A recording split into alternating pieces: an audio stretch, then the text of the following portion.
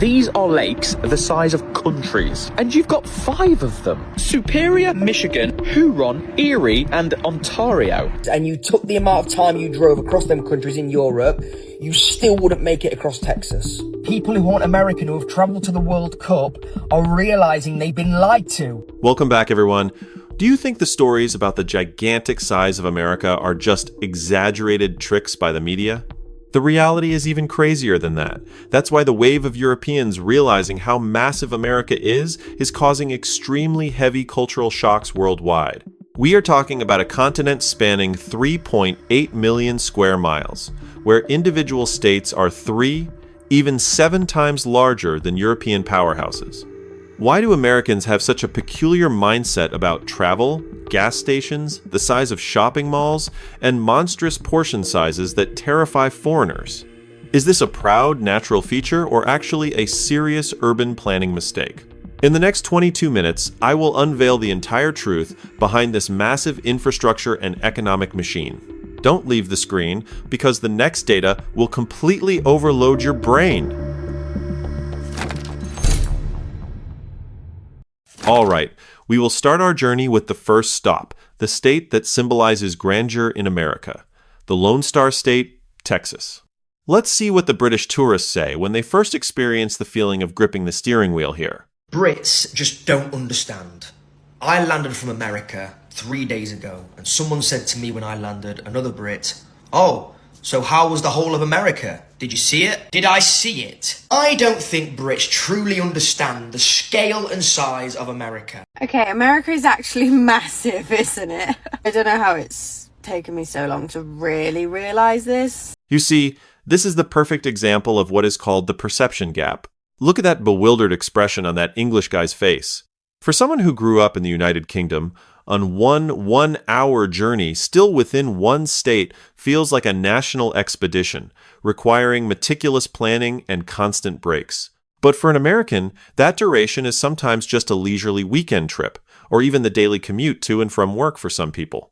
Americans will do a 4-hour commute and it'd be normal. See the whole of America. There's 50 states. But it blows my mind when Brits say, "Oh, so you've seen the whole of America then? You've been travelling there for 2 years." No. I haven't seen the whole of America. It's going to take me a long time to see the whole of America. America is absolutely massive, mate. In fact, you can drive continuously for 11 to 12 hours across Texas and still see the welcome signs of this state along the highway. Actually, when I see foreigners shocked by this, I find it very entertaining, and it brings a subtle pride in the vastness and richness of my homeland. Like, welcome, distant friend, to the real scale of the world. Personal example is I was born and raised in Florida. You drive from east to west across Florida at the very, very top, which includes the Panhandle. That's Destin to Jacksonville. It's about 4 hours, 40 minutes. And if you drive north to south, that's Jacksonville to Miami. It's about 5 hours, 9 minutes. Never been a really big fan of Florida, so when I was 21, I moved to Connecticut. It blows my mind, and I've been to America. If you now were to drive in Europe across France, Belgium, Netherlands, Germany, Luxembourg, Austria, and Switzerland, so 7 different European countries, and you took the amount of time you drove across them countries in Europe, you still wouldn't make it across Texas. Thing that I'm never going to get my head round is the size of America. Okay, listen to this. Since we've been here now 4 weeks, we have driven 3,000 miles, almost to the dot. If we were to do 3,000 miles in the UK, we could go up and down it 5 times. What he said is not an exaggeration at all. To help you visualize the size of America, take a look at this map. If you get into a car in Europe and start a long journey continuously moving through countries, departing from France, crossing Belgium, stopping by the Netherlands, speeding through Germany, gliding past Luxembourg, running into Austria, and ending in Switzerland. In total, you have stamped your passport in 7 different European countries. But do you know what the craziest thing is? The total time you spend driving through those 7 countries combined is still less than the time it takes to drive the entire length of just one state, Texas. When I moved from Germany to Texas several years ago, I really underestimated how big Texas actually is. In Europe, well, I'm from Germany, you can already check off so many other countries when you travel. Texas, it takes you like 7-8 hours, even longer, depending where you at. It's insane. At this point, the European-sized brains of the tourists begin to feel overwhelmed and completely stunned. A single state in the US can swallow up an entire chain of the most developed countries on the continent. It's truly a top-notch wow data, isn't it? If you also find this comparison number 2 amazing, don't forget to like the video and subscribe to the channel right now. In-depth and interesting analyses like this will be updated regularly every week to send to you. So the question from a behavioral psychology perspective is, why are Europeans so prone to geographical thinking errors?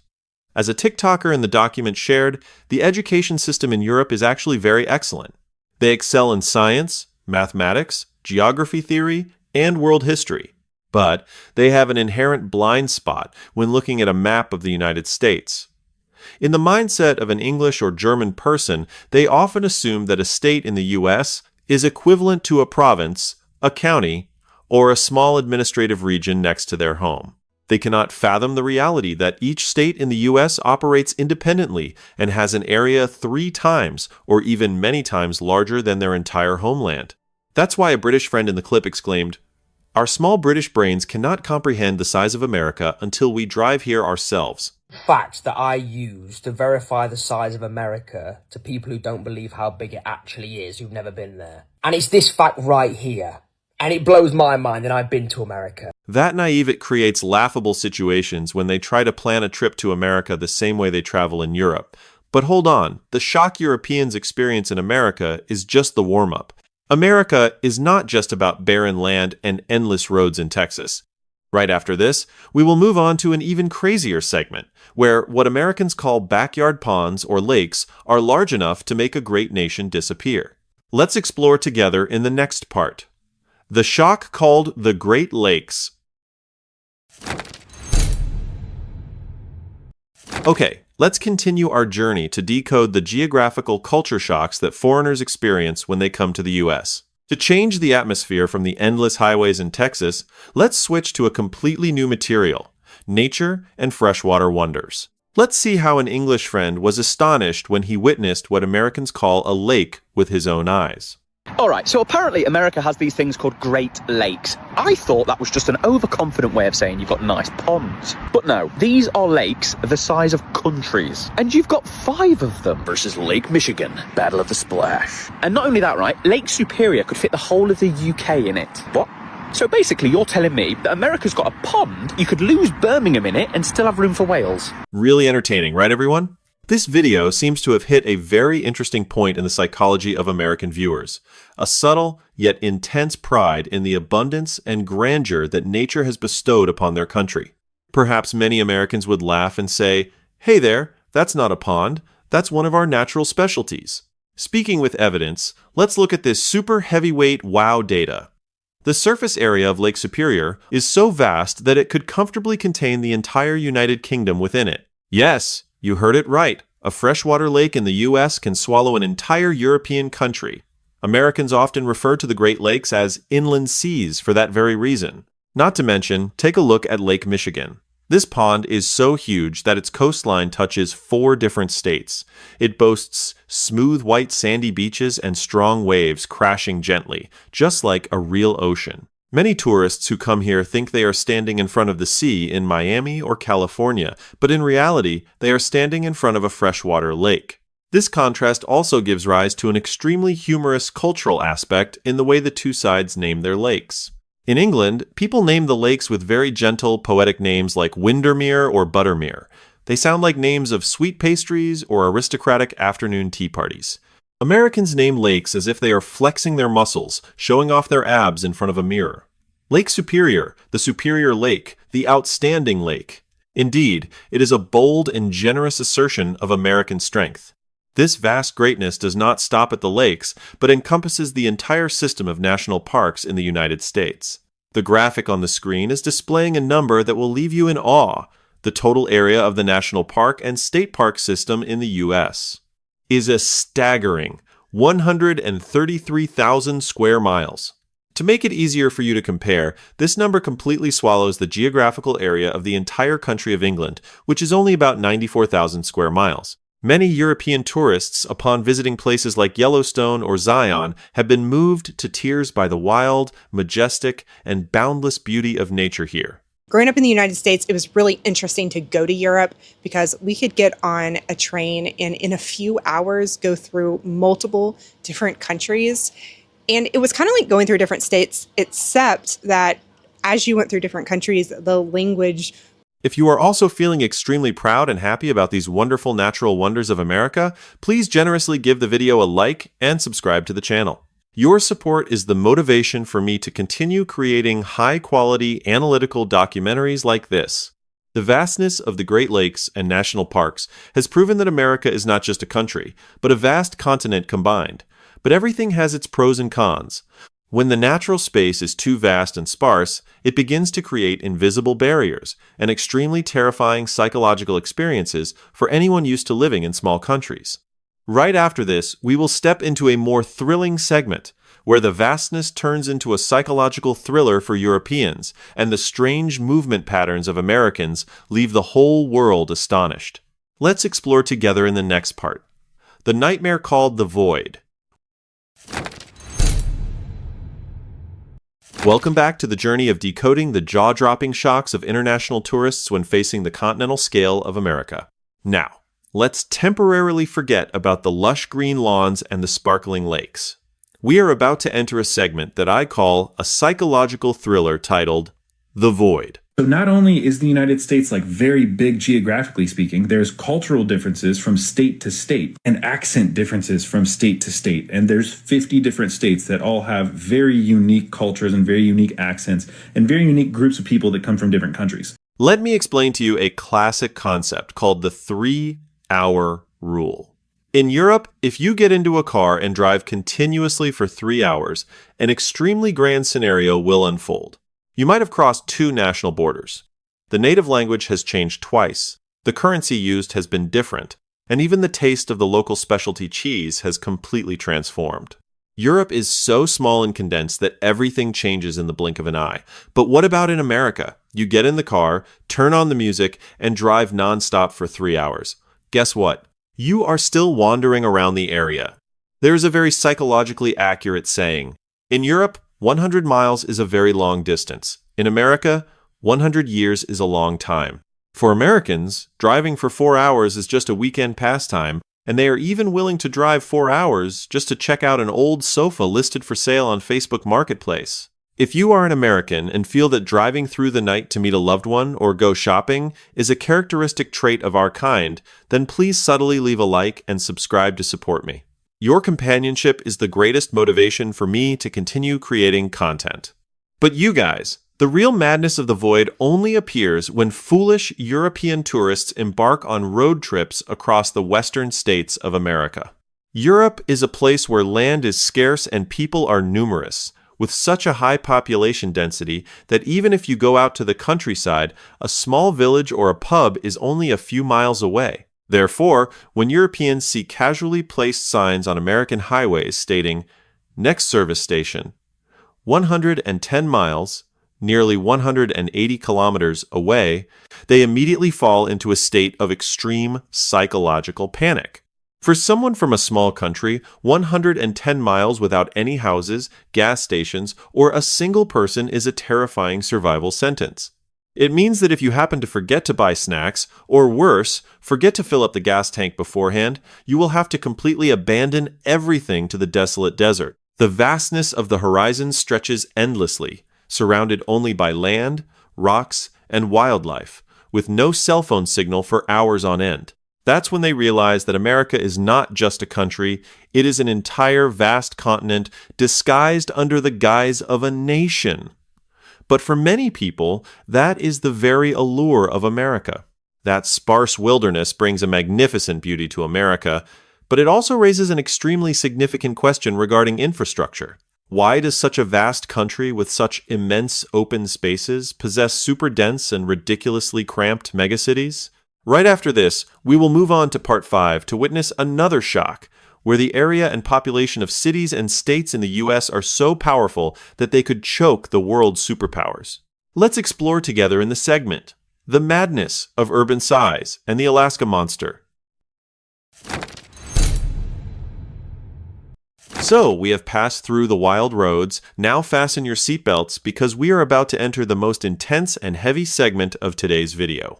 I will take you to the world of megacities and peak economic and population statistics, where the definition of America's greatness will leave any European visitor completely astonished. Let's start with a visual comparison of the areas of the megacities. The graphic displayed on my screen is the city of Los Angeles, California, a city that spans a total area of 503 square miles. Do you know how enormous this number is? Let me show you.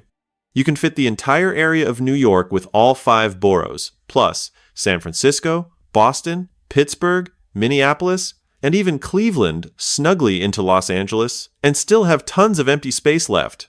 Not to mention, take a look at the state of Texas and check out the city of Houston. This city is so vast that it could swallow the entire state of Rhode Island and even has an area equivalent to the entire state of Connecticut. For many Americans, they feel extremely delighted and proud of the urban giants of their homeland. Like, in my country, just one city of ours is enough to balance the borders of other states. A tourist exclaimed, "Oh my God, New York is so crazy.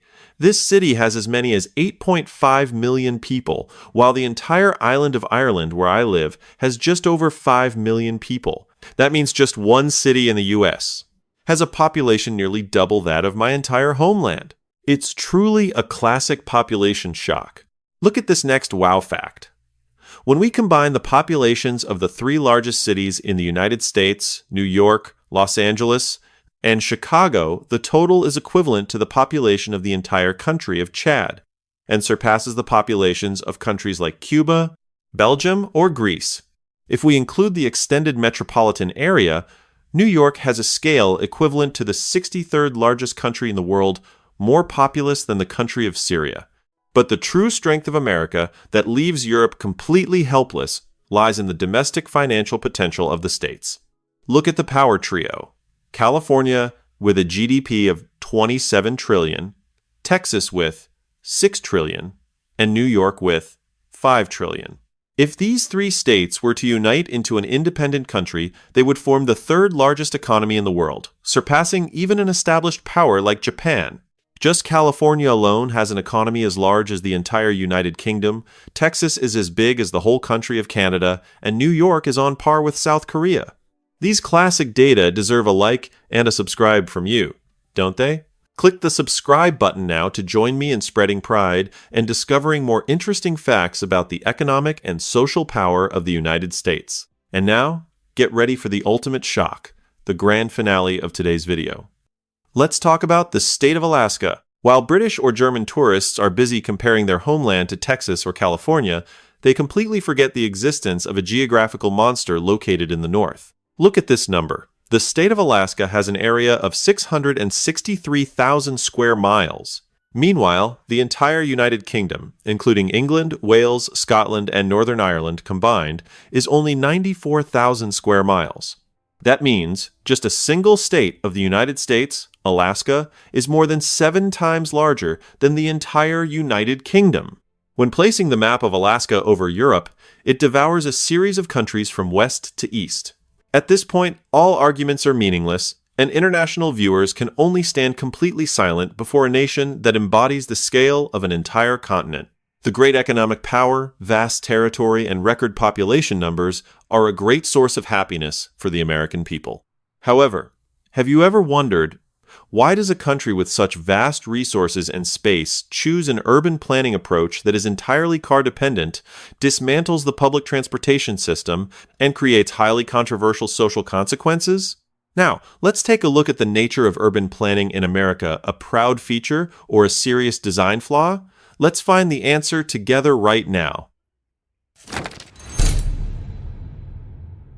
After we have marveled together at the unprecedented statistics and geographical records of America, I want you all to take a moment to pause. Let's take a step up together. We often see Americans proudly boast that their state is larger than several European countries combined. But on the contrary, there is a very sharp perspective from planners and intellectual content creators who question, is this vastness and sparsity a feature to be proud of? Or is it actually a serious design flaw in the history of American planning? Look at the comparison chart displayed on the screen. This is the passenger rail network of the United States. And right next to it is the intricate, perfectly connected train network of Europe. This visual contrast will make anyone question it. Why does a superpower that leads the world economically have such a poor public transportation system? The answer is not because America is too vast to lay tracks, but rather a deliberate choice in history. To illustrate this point, let's take a look at a classic historical example in Kansas City. Look at the archival photo from 1893. Kansas City was once an urban area with an incredibly ideal population density, featuring synchronized streetcar tracks and a space entirely dedicated to pedestrians. But look at the 2022 photo from the same location. All the closely knit residential areas and the old architectural features have been completely flattened. Instead, what is there? They are the vast asphalt roads, the dependency highways, and the enormous concrete parking lots stretching endlessly. America has destroyed its pedestrian urban structure to make way for the car empire. They force cities to bear the burden of massive parking lots just to accommodate the flow of drivers from the suburbs into the city center for work and shopping. It is precisely because of this wave of planning that is entirely dependent on personal vehicles that today, in 99% of the territory of the United States, owning a car is a mandatory condition for survival, as public transportation is almost non-existent. If you feel that this in-depth analysis brings a wow factor that completely changes your perspective on the world, then please subtly leave a like and subscribe to the channel. The support of intellectual audiences like you is the greatest motivation for me to continue creating high-quality content like this. This sprawling planning approach not only shapes the infrastructure, but also permeates every cell of American social life, creating alarming psychological repercussions. Let's listen to an experiential reaction from an Italian friend living in an American suburb. You Americans always complain about expensive housing, but your houses are incredibly large. I am living in a house that is 7,000 square feet, but there are only 3 of us living here. Half of this house is completely empty, not used for anything. In Italy, our house is smaller but always filled with laughter and connection. When I lived in the American suburbs, I didn't even know who my neighbors were. Only when I moved to the US did I learn about the concept of hoarding, the syndrome of trying to fill meaningless voids with possessions. Big house, but an empty life. Look at the rates of loneliness and depression in America, and you'll see I'm right. A deeply philosophical conclusion. Big houses, empty lives. The construction of isolated, sparse suburban areas, where you have to drive 10 to 30 miles per minute just to buy a carton of milk, has inadvertently pushed people into a state of social isolation. No pedestrian spaces, no European-style squares for socializing. Each American only knows how to lock themselves in huge mansions and large pickup trucks. The vast space brings freedom and great national parks, but it also takes away the warm community connections, pushing the rates of solitude and depression in this country to alarming numbers. America has chosen to trade off in order to achieve vastness. Clearly, behind the overwhelming vastness that left Europeans speechless when looking at America, there lies a colossal trade-off between the economy, infrastructure, and the mental health of its people. To conclude today's journey filled with shocks and explosive perspectives, let's summarize all the messages and move into the final part of the script right now. Thus, the journey of deciphering the shock of Europeans at the scale of America has taken us from purely geographical surprises to the profound intricacies of urban planning. As one analyst once remarked, America is not just a country, it is an entire vast continent disguised under the guise of a nation. That vastness bestows upon the United States natural wonders, magnificent national parks, and individual states with economic power equivalent to that of a world superpower. But at the same time, it also forces the people here to trade off with a lifestyle completely dependent on the steering wheel, facing the sparsity of vast voids and the diminishing sense of community connection. At this point, I would really like to hear your perspectives. If you were in the position to choose, would you prefer a European-style layout compact, cozy, where you can leisurely walk to all public amenities, or do you prefer a vast, open American space with large houses and powerful pickup trucks? Please cleverly leave your comment right below so we can discuss together. And if the wow data and analytical perspective in today's video bring you value, don't forget to give it a like, share the video, And subscribe to the channel so you won't miss the next interesting journeys of economic, political, social decoding. Your support is the greatest motivation for me to continue producing high-quality content. Before concluding the video, I would like to make a small note regarding the content. All the information, data, and reaction script segments in this video are compiled from publicly available media documents, personal experiences of travelers, and the channel's independent analytical perspective.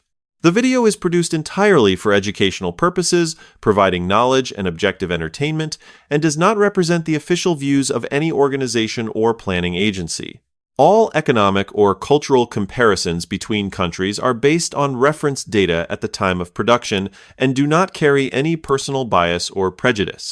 Thank you all very much for taking the time to watch until the very last second. See you in the next videos.